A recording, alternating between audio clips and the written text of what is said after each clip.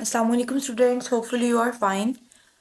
Basically आज की इस वीडियो में आप लोगों को मैं बताऊंगी लैट टेस्ट के पेपर सैंपल के बारे में कि मतलब पेपर जो आता है वो किस तरह का आता है, कैसे होता है और हम उसको कैसे हल करते हैं और हमें किस तरह हल करना चाहिए। बाज़ बच्चे बहुत ज़्यादा मिस्टेक कर देते हैं जो कि नहीं करनी चाहिए। आज मैं इन सब के अबाउट बताऊँगी इस वीडियो में।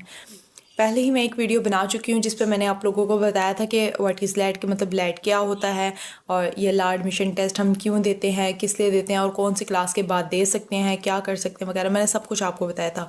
मैंने ये भी बताया था कि कौन कौन से पोर्शन में कितने कितने मार्क्स के कौन कौन से सब्जेक्ट के रिलेटेड हमसे MCQs पूछे जाते हैं। सो आज मैं इन सब के अबाउट बताऊंगी जिससे आपका पेपर बहुत अच्छे से हल हो जाएगा। फर्स्टली तो ये बबल शीट होती है, ऐसे कि हमारे पास बबल शीट दी जाती है और ये एक हमें बुक दी जाती है। इसके अंदर जो MCQs लिखे होते हैं ना, बेसिकली हमें वो पढ़ के ना हमें बबल शीट अपनी फिल करनी होती है। ठीक है, तो फॉर एग्ज़ाम्पल ये देखें, ये सारे MCQs वगैरह लिखे हुए हैं इस पर। सो आप लोग ये पढ़ें यहाँ से और फिर उसके ज़रिए आप लोगों को बबल शीट फिल करनी होगी। इसमें बहुत इजी क्वेश्चंस होते हैं, बहुत ही ज़्यादा इजी। फॉर एग्जांपल ये देखें, देयर आर डैश मंजिल इन होली कुरान 7। ये सबको पता होता है कि 7 मंजिल है।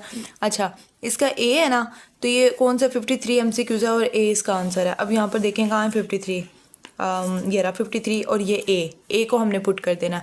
यहाँ पर टिक शिक कुछ भी नहीं लगाना, हमने इसको किसी आप मार्कर से या पेन से, बॉल पेन से, ब्लैक पेन से आप ये कर सकते हैं। इसको आपने टिक कर देना, मतलब टिक नहीं करना, अंदर इसको बबल को फिल कर देना, कलर कर देना। सो इस तरह के होते हैं। अच्छा, तो मैं एक दफ़ा फिर बता देती हूँ। उस पर 20 मार्क्स के MCQs आते हैं इंग्लिश के रिलेटेड, जिसमें सिनोनिम्स, एंटोनिम्स और प्रपोजिशन होती है। नेक्स्ट उर्दू का पोर्शन होता है, उसमें 10 मार्क्स का उर्दू का होता है। उसमें आते हैं ग्रामर वगैरह पूछी जाती है उर्दू की और वाहिद जमा वगैरह, ये देखें, और ये उर्दू में ही पूछे जाते हैं।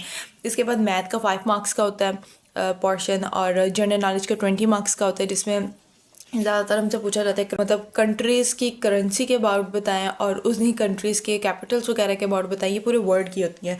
इसमें जो इंपॉर्टेंट है ना, उनके रिलेटिव मैंने ऑलरेडी एक वीडियो अपलोड की हुई है, तो वहाँ से आप लोग देख सकते हैं। घर बैठ के लैट की तैयारी बहुत ईजीली आप कर सकते हैं, इतना कोई मुश्किल नहीं होता ये, तो बहुत ईजीली हो जाता है।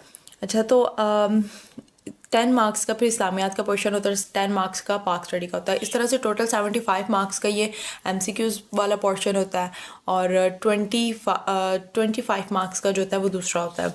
उसमें राइटिंग का होता है, लिखना होता है, आपने ऐसे लिखना होता है, पर्सनल स्टेटमेंट लिखनी होती है। ये देखें, ये लिखा हुआ राइट एन ऐसे ऑन द फॉलोइंग टॉपिक्स। ये थ्री टॉपिक्स आएंगे आपको, ठीक है। आपने इन 3 में से 1 लिखना है और पर्सनल स्टेटमेंट आएगी एक, 10 मार्क्स। इसमें कोई ऑप्शन नहीं है, आपको यही लिखना होगा।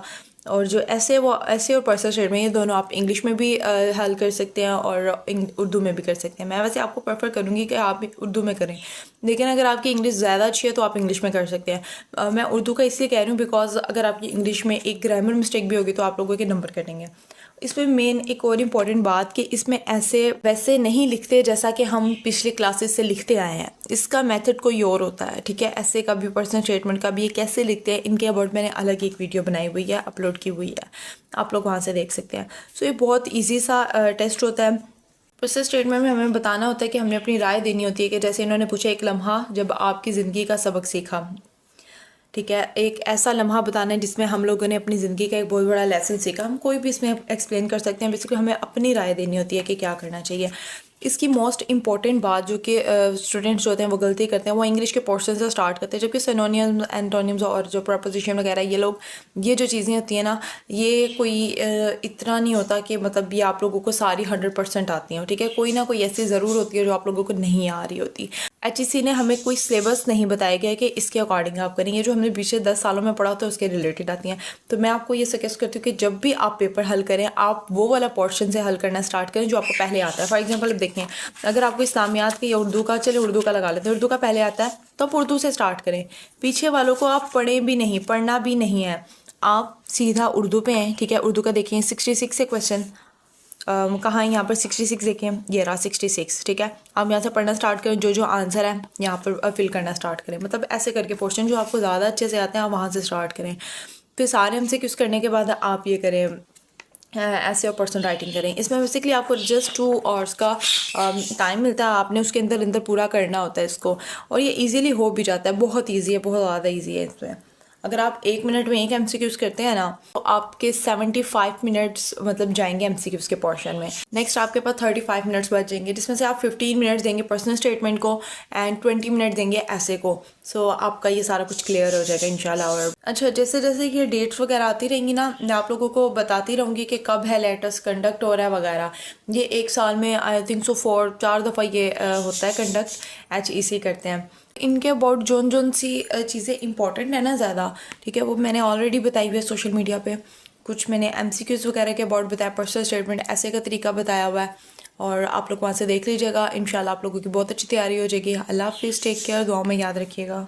एंड मैं भी आप लोगों को रखूँगी, और best of luck for your new journey कि आप लोग लैट टेस्ट देंगे और फिर लॉ की फील्ड में आ रहे हैं।